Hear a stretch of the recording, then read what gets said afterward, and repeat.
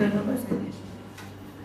সবাইকে শুভেচ্ছা। আমার নাম মুজিবুর রহমান। সিনসিয়ারলি অ্যাডভোকেসির জায়গা থেকে কাজটা করেন না, যার জন্য অর্থাৎ 2008 থেকে কার্যকর হয়েছে জুডিশিয়াল সেফটি 24-এর তরুণ সাংবাদিক বেল্লাল হোসেন সজল। আমরা একটা পথ চলে যেতে পারে, তখন ওই পার্সনকে অবশ্যই সাইকোসোশ্যাল সাপোর্টের কথা বলেছে অনেকে যে এখানে অ্যাভেলেবেল নাই। আমার স্যার ছিলেন, উনি এখন আর এখানে নাই খুলনাতে, তবে অনেকেই তাকে চিনেন। ওনার নাম কখনোই মেনটেন করা সম্ভব না। আর কনফিডেন্সিয়ালিটি আগে ইফ টিচিং রোধে কিন্তু একসময় প্রত্যেকটা স্কুল কলেজে কমিটি, স্টুডেন্ট অনেকে আপনারা এসেছেন, আমার খুব ভালোবাসে, আমাদেরকে এক ঝাঁক আমাদের প্রত্যাশায় আমি আবারও আমার বক্তব্য শেষ করছি এবং নাইস ফাউন্ডেশন ইন্টারন্যাশনাল অর্গানাইজেশন সকলকেই নিরলসভাবে ব্যথাটাও অনেক বেশি থাকে এবং এখানে যে ভিকটিম সেই জেন্ডার ভিত্তিক এই যে এই কাজগুলো, বিশেষ করে নারীর প্রতি সহিংসতা, এটা তো এত গুরুত্বপূর্ণ। আমরা পরিসংখ্যান দেখে আমরা আটকে উঠি প্রতি বছর।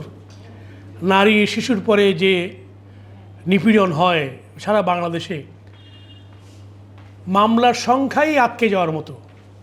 আর রিপোর্টিংটাও ভিন্ন, অনেকে মামলা করেন না, কিংবা মামলা চালাতে পারেন না, কিংবা মামলা নিষ্পত্তি করে ফেলেন।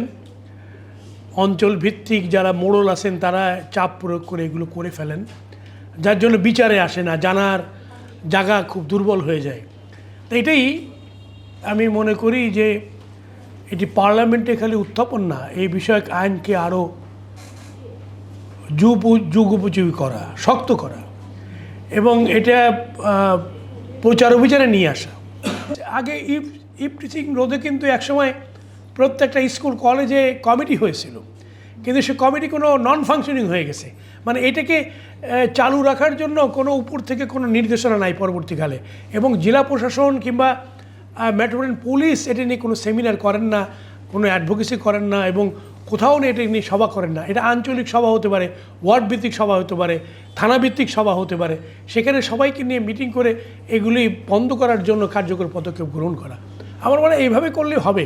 এবং এই যে নাইস ফাউন্ডেশন যেটা করেছেন, তারা তো একটা জায়গায় এসে থেমে যাবেন, কিন্তু এটাকে চালু রাখার জন্য যারা করবেন তাদেরকে নিয়ে একটা ফোরাম তৈরি করে কাজ করা।